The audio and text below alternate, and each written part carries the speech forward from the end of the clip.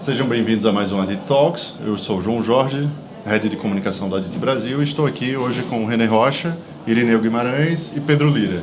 E a gente vai falar agora sobre espaços públicos, né? Como é que a gente pode ter esses espaços dentro de um projeto de bairro planejado. E aí, quais são as boas práticas e desafios que vocês enfrentam no dia a dia nos projetos? Vamos lá. Bom, só me apresentando, como ele falou, René Rocha, eu sou Head de Desenvolvimento e Operações da Altri, que é a plataforma de investimentos imobiliários do Grupo Votorantim. E um dos nossos braços de desenvolvimento e investimento é justamente desenvolvimento urbano e desenvolvimento de bairros planejados.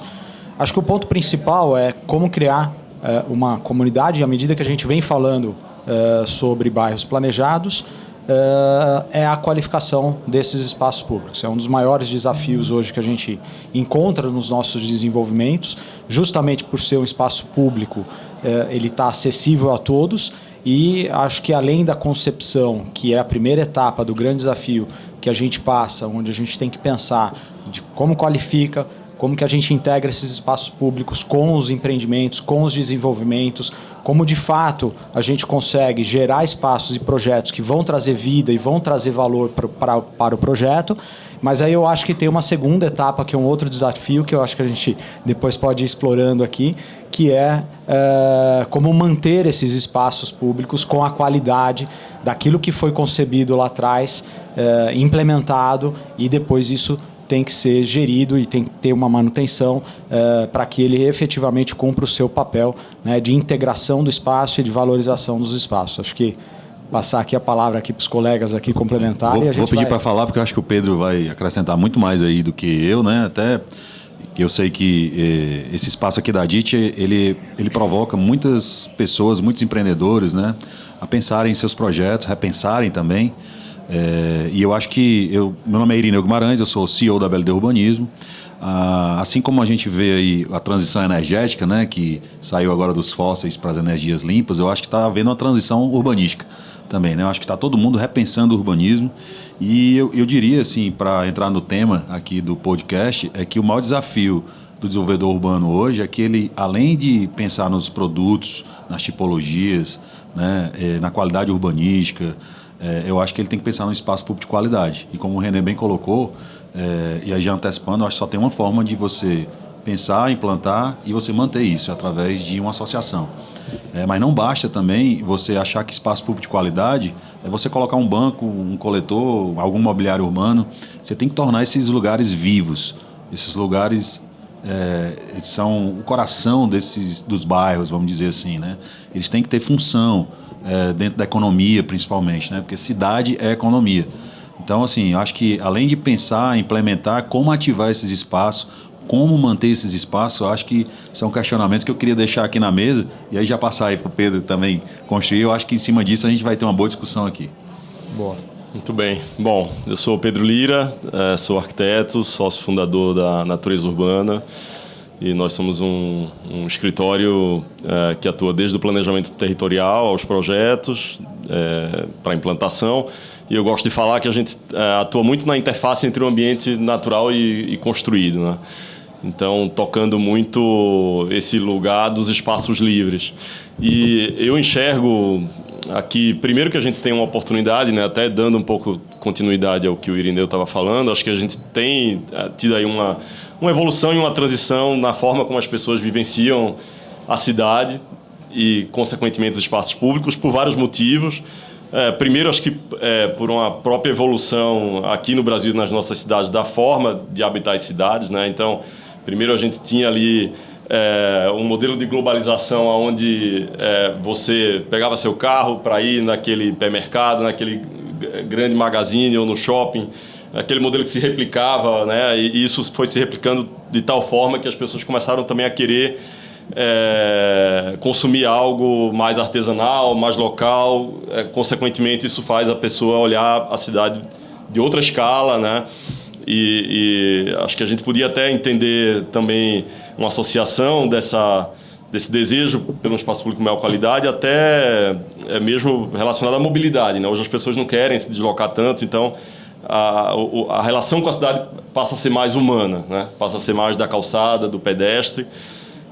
Somado a isso, a gente teve a pandemia, né? Que deixou muito evidente essa necessidade de estar em contato com a natureza, com os espaços livres. E aí, como resultado disso tudo, a gente tem uma valorização muito grande dos espaços públicos e uma demanda muito clara da população, e até os governos vendo isso e os empreendedores também como uma necessidade de dar resposta a isso, né? Então, passar essa oportunidade, essa necessidade, eu acho que um dos principais desafios é, de fato, viabilizar esses espaços, e não só a implantação, mas também, continuando aqui o que os colegas já falaram, mesmo a manutenção ao longo do tempo. Então, pensar novos modelos de gestão, mesmo de implantação, né, de viabilidade para esses espaços, né, de ativação, né, no final das contas. Então, basicamente, a gente tem um novo comportamento, né, do mercado em prol do urbanismo, né? Eu acho que tem um ponto aqui interessante, e aí a DIT tem um papel fundamental nisso, e a gente tem visto uma evolução e uma transição dos desenvolvimentos aqui no Brasil nos últimos 10 anos, né?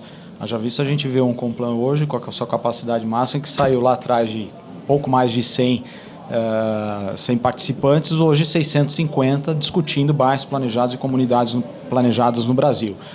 E isso vem mudando um pouco a cabeça dos desenvolvedores de grandes projetos aqui no Brasil, né? E acho que o maior desafio que a gente tem aqui primeiro, né, como que a gente, através dos nossos urbanistas, dos nossos arquitetos, vai buscar esses projetos, a qualificação desses projetos, desses espaços públicos que possam trazer valor e integrar o empreendimento.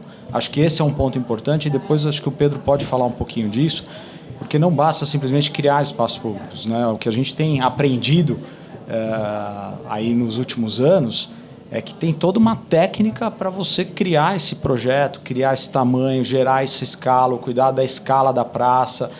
Chega um ponto que ela é exagerada, ela não consegue trazer vida, chega um ponto que ela é pequena e ela não consegue gerar valor. Ela tem que ter toda uma relação desses espaços públicos de qualidade, e aí a tecnicidade, né, para os arquitetos e urbanistas. E passou a ser, e acho que o que me chama muito a atenção, e é algo que a gente vem tentando fazer, é que passou a ser uma das preocupações mais importantes no desenvolvimento do conceito dos projetos. O que eu percebo é que 5, 10 anos atrás a gente discutia o produto imobiliário, a gente discutia qual é a preocupação em acertar o tamanho do apartamento, se vai ser 2 dormitórios, 3 dormitórios, 4 dormitórios, colocar muro, o tamanho daquele condomínio, fechar e fazer o desenvolvimento. Hoje isso é uma parte, talvez ela é importante, mas passa a ser a menos importante quando a gente está discutindo o desenvolvimento do bairro, de um bairro, onde a gente vai buscar a qualificação justamente dos espaços públicos, e não só a qualificação, mas como de fato esse espaço público vai estar integrado com o desenvolvimento do produto imobiliário. Ele passou a ser parte do produto imobiliário. Acho que é isso, né? Tem um ponto aqui também que acho que a gente tem, sempre que a própria DIT, a gente tem feito aí muitas missões técnicas, mas quando a gente vai tropicalizar essas ideias que a gente vê lá fora, né? Infelizmente, acho que o maior desafio aqui nosso é também a questão da segurança, né? E aí a gente tem que usar aí não só a tecnologia a nosso favor, mas a maior segurança são pessoas nas ruas. Então, vai tudo se encaixando, porque na hora de você definir um espaço público, muita gente pensa que também é só paisagismo, é só mobiliário urbano. É claro que a gente tem que se cercar dos melhores profissionais para fazer isso. Tem gente que está especializada em street design, tem gente que em landscape design, mas não é só isso que atrai as pessoas para esses locais. Eu repito, né? É importante que esses locais eles sejam vibrantes, né? Eles sejam criativos, né? A gente tem vários exemplos no Brasil, né? Não é uma questão massificada, até porque fazer urbanismo, a gente estava conversando antes, não tem uma fórmula, né? Cada cidade, cada local tem um jeito diferente de interagir, de interações sociais. Então a gente pode estimular isso com brinquedos na praça, a gente pode estimular isso com atividades, com comércio, né? Os comércios na borda desses espaços públicos. Tem várias formas de ativar, de se fazer. É importante dizer para o nosso ouvinte aí do podcast é que não existe uma fórmula pronta, né? Então, assim, é muito importante que não é só, eu fui lá para Singapura, vi que tal coisa funciona, vou botar no meu bairro porque vai funcionar. Não é assim, né? Fui para São Paulo, visitei o projeto X, vi lá que tinha um boulevard, eu acho que é por aí, né? É importante que você busque não só nas melhores práticas, mas também na literatura, e que você traga profissionais que tenham um certo track record de desenvolvimento para que você mitigue os riscos, que você amplie as chances do seu empreendimento dar certo. De uma forma geral, para deixar aí também mais uma discussão, a gente tem que sempre humanizar o máximo possível os projetos. E cidade é economia. A gente está tendo aqui o Complan 2023 e a gente vai ter o Alain Bertot aqui, né? Ele defende muito isso, né? Então, acho que vale a pena a gente, obviamente, talvez a solução ideal ainda nem esteja posta na mesa, né? E talvez o melhor case do Brasil ainda não é o que a gente conhece. Tem muita coisa boa por vir, eu tenho uma visão otimista disso, mas eu queria deixar na mesa isso, né? Que a gente não se limitasse a uma coisa só, a literatura, ou só ao que está feito, ou só porque eu visitei. Eu acho que o empreendedor que tiver aí, né, que ele acreditar que eu acho que principalmente ele tem que saber reunir as melhores ideias, né, depurá-las. Existem técnicas para se fazer isso, que também não é só charrete, né, porque todo mundo acha que vai vir para um evento desse, vai escutar uma coisa que é parecida com o que eu penso e vai dar certo, né? Então, eu acho que, para finalizar, cidade e economia, segurança dos locais. Eu acho que a melhor sensação é quando tem muita gente, e eu acho que a maior função dos empreendimentos, dos espaços públicos, é tentar conectar essas pessoas, torná-los mais vibrantes, mais criativos, mais resilientes, etc. Eu queria fazer uma provocação para vocês aqui. Vamos lá, a gente falou sobre equipamentos que valorizam os empreendimentos, que têm mais mobilidade urbana, que habitam os espaços. Qual é como projetar no espaço e tempo? Porque a gente não vai projetar uma área pública, por exemplo, para a duração da venda de um empreendimento vertical, ou qualquer um que seja. Sim. A gente está projetando para a sociedade, que tem a economia, tem a criatividade e tem a cultura. Como é que isso se desenvolve? Eu acho que tem uma grande mudança assim, ao longo dos anos, né, no que se refere aos espaços públicos e o desenvolvimento imobiliário, que é justamente a forma de você lidar com eles, ou seja, deixar de pensar eles como um resíduo, né, como uma área residual de um empreendimento, e passar a ser um elemento central, entendendo que esses espaços que complementam esses ambientes internos de moradia ou trabalho, eles são muito mais do que simplesmente uma praça ou um parque isoladamente, né? Eles são os espaços que conectam, que atraem as pessoas, que provocam o desejo de querer morar numa certa vizinhança. Claro que a pessoa vai olhar também o apartamento onde ela vai morar, mas até como o René estava dizendo antes, não, isso se resolve tecnicamente por meio da arquitetura do projeto ali do empreendimento, né? Mas como é que a gente cria cidade, né? Então, é muito mais esse pensamento do todo, né? Então, a gente tem que pensar que esses espaços eles podem ter funções diferentes, né? Um pocket park tem uma função diferente de um parque linear. Eles exercem funções de conexão, né? De ativação, criam destinos, né? Então, acho que a gente tem que construir uma visão estratégica, pensar os espaços como uma rede de conexão e complementariedade com esses espaços internos do desenvolvimento, né? Então, a inteligência técnica desse negócio, ela passa pela condução de um comportamento? Bom, vamos lá. A gente está assim, tornando essa discussão aí cada vez mais dinâmica, né? Eu diria que a tua pergunta especificamente, obviamente os fatores externos eles estão presentes em qualquer empreendimento, não só nos empreendimentos imobiliários, política, economia, isso tudo pode mudar, desviar aí o rumo da coisa. E a gente sabe também que as empresas de sucesso são empresas resilientes, são as empresas que conseguem se adaptar mais rápido. Isso aí é a escola da administração, não tem nada a ver aqui com empreendimento imobiliário. Mas eu acho que para você, aí a palavra é mitigar, porque ninguém também tem a fórmula aqui, eu acho que nenhum de nós, todos nós aqui temos desafios diferentes nos nossos projetos. Mas o que a gente tem que procurar ser amigável com a cidade. amigável com a vida local, né? Com o componente ali do que a gente está pensando para o bairro. E eu acho que está minimamente organizado através de uma associação, ele dá esse norte, né? Ou seja, não dá para você estar, infelizmente, né, por falta da capacidade ou pela incapacidade do gestor público, muitas vezes é que a gente tem feito alguns projetos que nos tornam mais criativos. Eu acho que o número 1 hoje, em qualquer lugar do Brasil, no mundo, as pessoas querem segurança. Né? E como é que a gente traz segurança? Né? É só botando muro, é só botando câmera, ou é botando tudo um pouquinho de cada? Ou é tornando as pessoas... a vida como antigamente, as pessoas se conheciam na rua pelo nome. Né? Hoje as pessoas estão muito introspectivas. Né? A gente usa muito isso aqui e esquece de olhar no olho, de falar, né? de interagir. Né? E o que a gente tenta fazer é estimular isso. Né? E aí não adianta, muitas vezes o estímulo, a resposta ao estímulo que é dado, né? Ela não é... Mas assim, eu acabei de fazer um evento agora, num projeto de bairro pequeno que a gente tem, e aí a proposta era colocar as crianças em contato com os espaços públicos que tinha no bairro. Eu fiquei besta, eu vi a criança pegando na areia, parece que nunca tinha pego na areia. Né? E não era areia de praia, era um barro lá, entendeu? Então, assim, a gente tem que fazer isso. Então, enquanto pais de família, educadores, empresários, a gente tem que estimular para que as pessoas elas experimentem a cidade, elas andem, elas caminhem. Né? Então, assim, na verdade, os projetos, né, o mobiliário urbano, os equipamentos de lazer, de esporte, isso são estímulos. Né? As lojas que vão colocar as pessoas para sentar, para tomar um café, para tomar um sorvete, para conversar, são estímulos. Né? E assim, o que a gente tem que fazer também, obviamente, do jeito que nas empresas a gente tem um sucesso do cliente, né? Acho que nos bairros a gente cada vez mais vai ter que se preocupar com isso.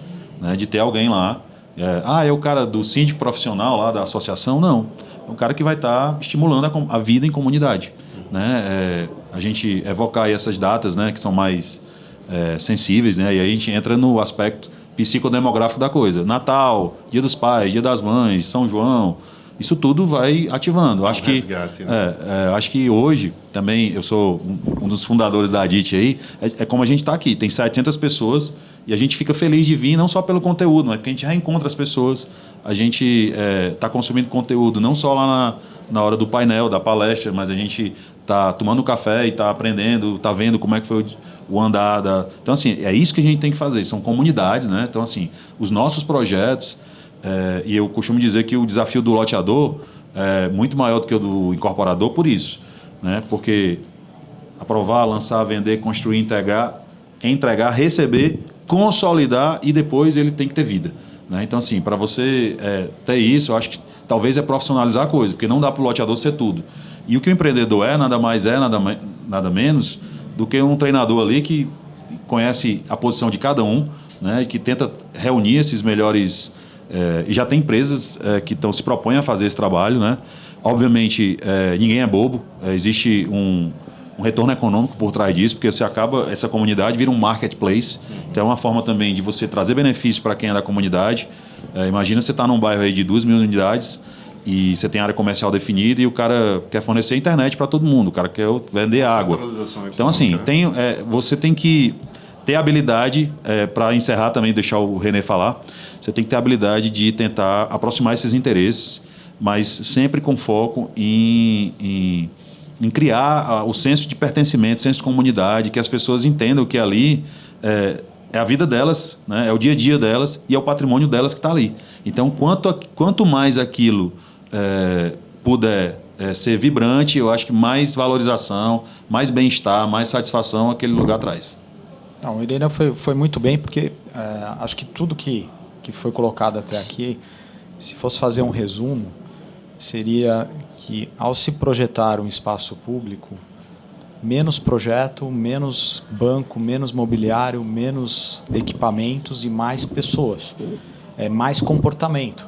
Né? Não adianta você fazer um lindo paisagismo, uma linda praça e depois daquilo entregue está vazio, porque não se pensou no comportamento das pessoas. Então, acho que o primeiro passo é a gente pensar no comportamento. E aí entra uma série de fatores. Entra se esse empreendimento, esse espaço que você está criando, esse novo bairro que você está desenvolvendo, ele já é alimentado por um entorno que, se você implementa imediatamente, você já vai ter aquele entorno usufruindo daquele espaço. O projeto vai ter uma dinâmica, vai ter um tamanho, vai ter um faseamento.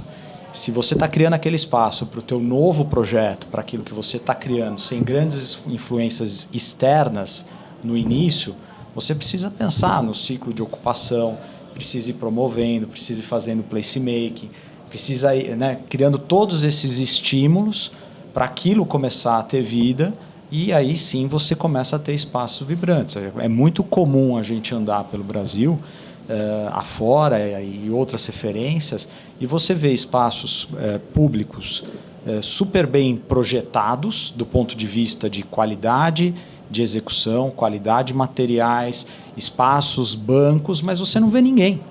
A gente tem mais carros e às vezes até o contrário, né? Às vezes você tem um espaço que não foi projetado, exemplo, né? Aquela escadaria da Vila Madalena, que é bem um resíduo ali, que tem um monte de azulejo colorido, é um point, a pessoa vai lá para tirar foto, né? Eu ia pedir aqui, para ser bem rápido. É o pior lugar do mundo do ponto de vista de espaço público. O detalhamento... Qualidade, você tropeça nos buracos e é lotado. O que eu ia dizer é o seguinte, eu tenho uma notícia boa e uma notícia ruim para quem está assistindo, né? A notícia boa é o seguinte, que se você normalmente, a gente anda o Brasil todo, as cidades são carentes de espaço público de qualidade. Então, se você fizer minimamente, né, principalmente se você estiver num vazio urbano, vamos dizer assim, você vai chamar o público. Você já partiu na frente. Né?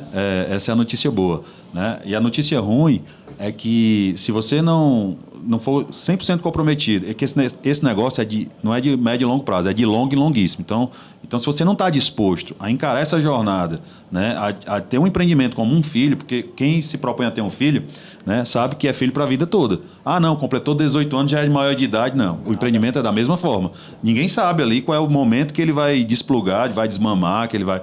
Então, assim, essa é o recado que eu queria dar. E acho que não só isso, né? Quer dizer, passa por isso para que aí sim, efetivamente, na parte de produção arquitetônica, aí projetos, designs e, obviamente, né, pessoas como o Pedro vão fazer todos esses questionamentos para poder desenhar aquilo que está melhor adequado não só ao empreendimento, ao produto imobiliário, mas ao comportamento daquela cidade, ao comportamento daquele bairro. Né? Exato. Acho que esse é o ponto. É né? isso. Acho que você tem que pensar em como desenhar a experiência, entender os fluxos, em como atrair os usuários, né? Em como impactar não só aquele teu principal cliente, mas o entorno. E aí o projeto é uma consequência disso, né? Ótimo, pessoal. É um papo rápido, tá? Ainda tem muito conteúdo aí do Complan para a gente ver. Se tiver alguma consideração final para a gente amarrar, mas é uma conversa muito rica que a gente precisa levar para novos momentos, né? Eu estava fazendo reflexões aqui sobre o ARC, inclusive, onde o Leon, um dos painelistas, trouxe a questão de um valor cultural no seu empreendimento. Acredito também que nessa conversa toda me leva a pensar isso.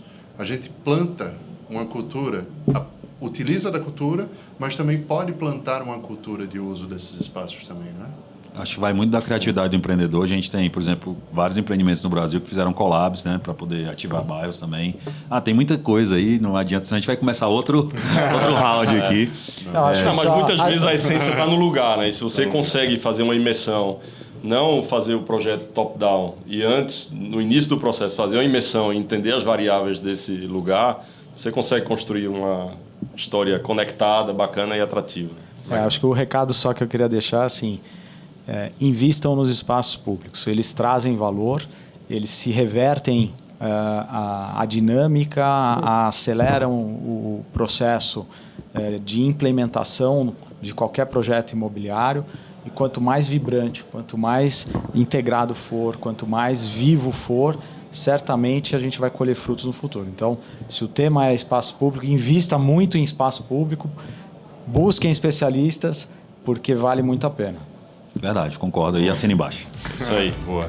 Esse foi mais um Edit Talks. Até a próxima.